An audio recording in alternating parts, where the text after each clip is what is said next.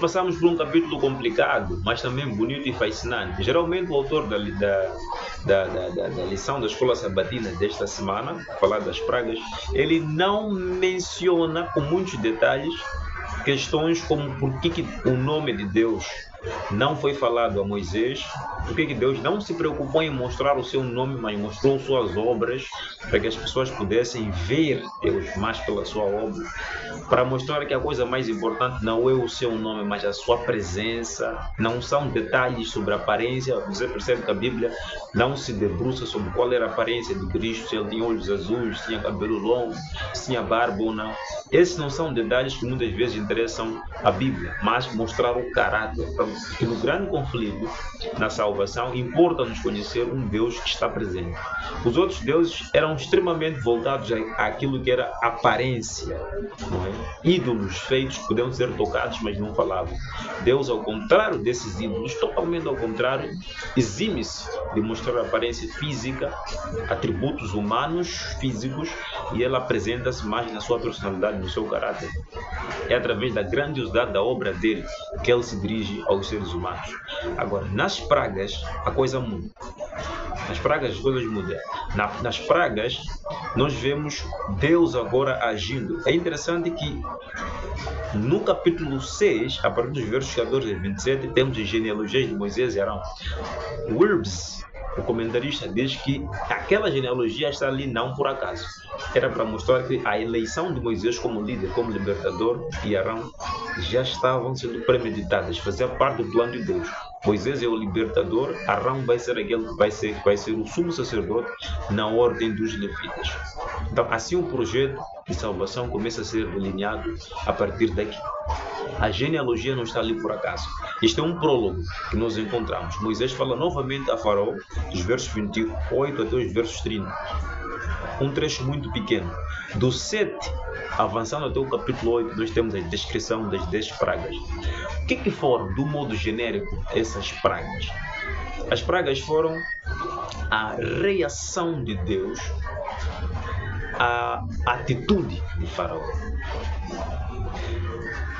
Foi Deus devastando cada ponto de segurança dos egípcios, deixando-os vulneráveis e eles inoperantes, sem ter como reagir, sem ter como fazer.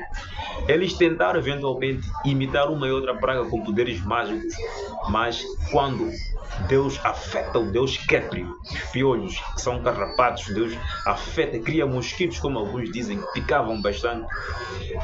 Deus cria vida, os sacerdotes não conseguiram imitar esta praga, porque esta praga tem que ver com criar a vida. E o único que pode criar a vida, de acordo com a palavra de Deus, o autor da vida é Deus. Ali eles ficaram claramente convencidos de que isto é dedo de Deus. Aqui nós não podemos mais, nós não somos capazes de criar vida. E foi justamente o que aconteceu na praga dos piolhos. Nós temos a descrição que é feita aqui das pragas. Primeiro, nós temos as águas tornando-se em sangue. O rio Nilo era tido como o espírito do deus Osíris.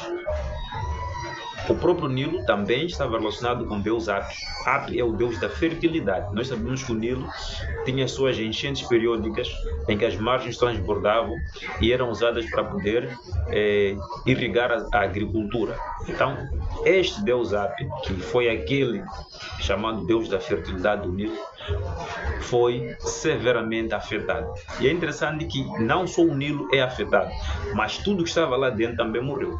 Não estamos a falar de peixes, estamos a falar de alguns animais que estavam lá dentro, que inclusive eram vistos como Deus, sofreram e foram golpeados severamente pela praga. As águas tornam-se em sangue.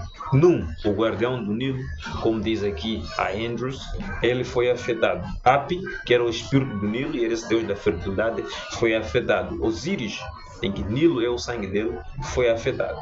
A segunda praga foi contra a deusa Heket, que é a deusa com cabeça de rã, deusa da ressurreição, o espírito de Deus criador. A deusa Heket é aquela deusa da vida. Elas associavam a rã à vida, à fertilidade também, porque as rãs facilmente nascem muitas muitas crias delas. Então a deusa Heket, aqui ela torna-se um motivo de incômodo. Aqueles que eram devotos a ela ficaram incomodados com a presença dela, ficaram seriamente afetados por isso. E a mesma deusa da vida, da fertilidade, agora morre e tiveram que juntar montouros de rãs, que apodreceu e chorou mal por muito tempo no Egito. Isso confundiu a cabeça dos egípcios. Por quê? Porque eles não esperavam que Deus pudesse atacar a deusa Heket. A terceira praga, que é a mais fascinante, é a praga de Deus Khepri, que é o Deus da ressurreição, cujo símbolo era um escaravelho alado, um besouro grande. Deus Khepri, piolhos, que, como já dizia no início, picavam, causavam dano nas pessoas. E este Deus, ele foi atacado severamente por Yahweh, e os outros não conseguiram replicar a praga, porque envolvia criar vida. Não conseguiram replicar a praga porque envolvia criar vida. O Deus Khepri foi afetado. Moscas e insetos, Deus da ressurreição também, escaravelho alado. As moscas, como diz Rodrigo Silva, na Bíblia do Antigo Egito, as moscas também eram um símbolo da fertilidade. Elas ficaram ali espalhadas e criaram muito dano, e os egípcios não tinham como fazer nada diante dessa praga. Peixe nos animais, Deus Hathor, deusa mãe. O gado foi afetado severamente. Deus Hathor, que era um dos grandes importantes deuses, Deus Hathor, foi duramente golpeado.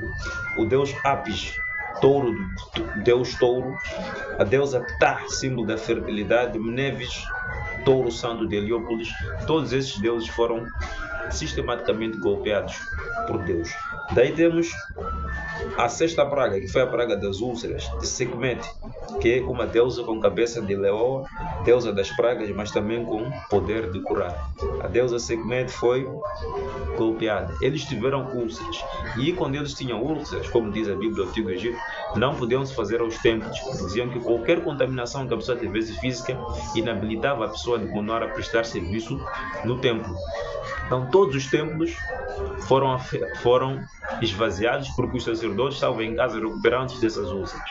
Isto fez com que todos os aspectos da religião ficassem afetados.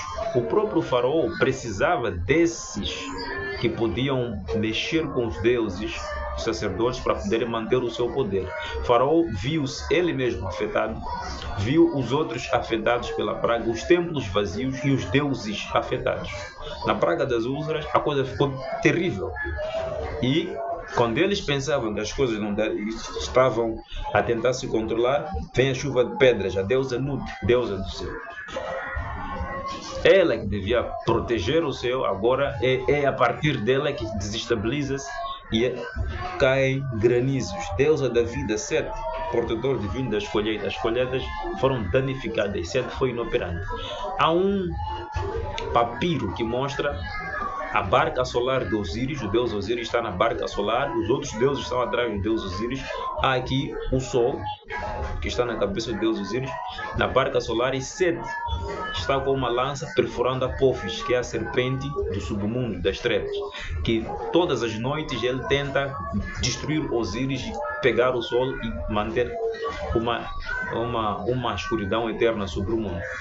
Set, que conseguiu derrotar Apophis e tem derrotado na mitologia dos egípcios, os deuses se unem para lutar contra Apophis. Até Set, que é inimigo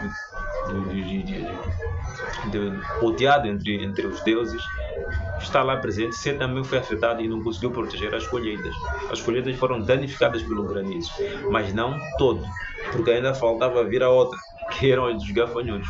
Foi uma destruição parcial para vir ainda a dos gafanhotos. Em 10:1-20, Senehem, o deus protetor contra as pragas, este não conseguiu fazer nada. A colheita foi severamente afetada. E a última praga que afetou o próprio faraó, que foi essa que permitiu que ele podia deixar, é a praga da morte do primogênito, Osíris, deus da vida. É engraçado uma coisa interessante que nós vamos observar aqui no capítulo 5, no capítulo 4, versos 21. Diz assim: logo que Moisés regressou ao Egito, disse o Senhor a Moisés: quando voltares ao Egito, vê que faças diante de Faraó todos os milagres que te hei posto na mão, mas eu lhe endurecerei o coração, para que não deixe ir o povo. Dirás a Faraó: assim diz o Senhor, Israel é meu filho, meu primogênito. Digo-te, pois, deixa ir meu filho para que me sirva, mas se recusares deixá-lo ir, eis que eu matarei teu filho, teu primogênito. Veja, ele devia falar com Faraó que o filho de Israel será o primogênito que devia ser deixado ir. Se Faraó não deixasse Israel ir, que era o primogênito de Deus, então o primogênito de Faraó seria morto. E em seguida, nos versos 24, estando Moisés no caminho de uma estalagem, encontrou o Senhor e o quis matar. Então Zípora tomou uma pedra aguda, cortou o prepúcio de seu filho, lançou aos pés de Moisés e lhe disse: sem dúvida tu és para mim esposo sanguinário. Assim o Senhor o deixou e ela disse: esposo sanguinário por causa da circuncisão. Enquanto, veja, se Faraó não obedecesse à palavra de Deus, o primogênito de Faraó seria morto. Moisés havia circuncidado o seu primeiro filho e não estava a circuncidar o segundo, que era seu primogênito, também devia morrer. Então, uma lição aqui que é colocada: Deus não faz acepção de pessoas. Assim como o Faraó podia sofrer punição por não obedecer, Moisés estava prestes a sofrer uma punição porque não estava a obedecer. Esta é a lição implícita que nós encontramos aqui.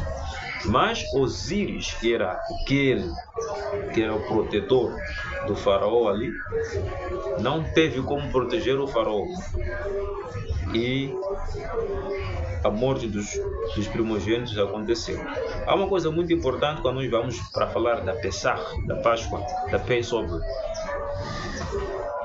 As ombreiras da porta haviam sido escritas nomes. Acreditava-se na altura que se você falasse o seu nome, a pessoa podia pegar o seu nome e escrever num lugar. E se a pessoa tivesse acesso ao seu nome, tinha poderes mágicos sobre o seu nome. Podia invocar maldições, impropérios espirituais que podiam afetar você. Por isso que em muitas inscrições vê-se, por exemplo, o nome. Por exemplo, quando fala-se da deusa Hatshepsut. Hatshepsut, Tutmoses III fez de tudo para apagar o nome dela na história. Uma das hipóteses que foi levantada, que é levantada pelos estudiosos, egiptólogos e arqueólogos, é de que Tutmoses III estava revoltado com sua madrasta Hatshepsut. Por isso que ele fez de tudo para apagar as inscrições que tinham a ver com uma faraó mulher. Porque na altura ele era corregente, mas ele era enteado de Hatshepsut. Então ele apagou o nome dele. Acreditava-se, como diz Rodrigo Silva no livro A Bíblia, o Antigo Egito, que quando alguém no Egito falasse o nome de um faraó que já estava morto, estava no mundo dos mortos, só por falar o nome da pessoa, lá a pessoa recebia cerveja e comida, lá no mundo dos mortos, e continuava a viver. Então uma das formas de eliminar o inimigo era justamente apagar o nome da pessoa, não permitir que o nome da pessoa era pronunciado. Encontrou-se vários objetos, estátuas com nomes riscados, e às vezes colocavam-se nomes e faziam-se maldições sobre os nomes. E então, quando alguém colocasse o nome numa pedra, estava a dizer em outras palavras que esta pessoa pretende ter vida eterna. Então, os nomes que eram colocados nas portas dos egípcios eram nomes de deuses que deviam proteger aquela casa. Mas quando Deus vai e orienta os hebreus a pintarem o sangue, cobrir, na verdade não era pintar as ombreiras, era cobrir os nomes supersticiosos que estavam colados na porta com o sangue do cordeiro, era para dizer que é por meio do sangue de um cordeiro que eles serão protegidos da maior praga possível, que foi o ápice das pragas, que foi a morte dos primogênitos. O Deus Osíris, o Deus da vida, não conseguiu proteger o Deus encarnado, o faraó Tutmoses III. Então, este cordeiro tem tanto poder, o sangue deste cordeiro tem tanto poder não só para devastar todos os deuses do Egito e tornar eles inoperantes, ineficientes, incapazes, mas também tem poder de libertar o povo de uma escravidão de 400 anos. 4 séculos de opressão. Numa noite apenas as pessoas conseguem sair e irem para o para a libertação por causa do sangue deste cordeiro. Então, a ênfase de toda a discussão aqui, ela atinge o pinca nesta manifestação da Pessah, da Páscoa. Agora, temos a questão lá do endurecer o coração de Faraó. Deus, de fato, endureceu o coração de Faraó. Deus disse que ia endurecer o coração de Faraó. Há muitas teorias que podem ser aplicadas. Primeiro, alguns entendem, de fato, que Deus endureceu o coração de Faraó. Outros entendem que Deus permitiu que o coração de Faraó se endurecesse. Outros entendem que foi por causa de Deus, por causa desse efeito Deus, que o coração dele ficou duro. É como se eu dissesse assim: a Maria está a fazer sofrer o Jorge, mas o Jorge é que está apaixonado pela Maria. A Maria não sabe disso, percebe? Então é como se Maria estivesse endurecendo ou fazendo o coração do Jorge se apaixonar, mas na verdade estamos a falar do efeito que é causado. Mas sempre a analogia que é dada nesses casos é a analogia do sol. Diz que o mesmo sol que amolece a manteiga é o mesmo sol que endurece o barro. Então, o problema não está no calor que o sol emite. O problema está no material que recebe o calor. Então, a manteiga, por sua natureza, ela é mais mole, ela acaba aceitando a influência do calor do sol e derrete. Mas o barro, por sua natureza, endurece pelo mesmo sol. Então, o mesmo Deus que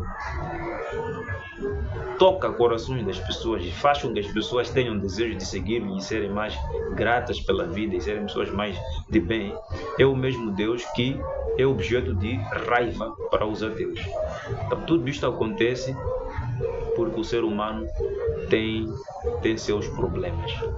Então, essa é mais ou menos uma análise que nós podemos fazer aqui do livro de Êxodo, tentando ampliar aquilo que as lições vêm falando.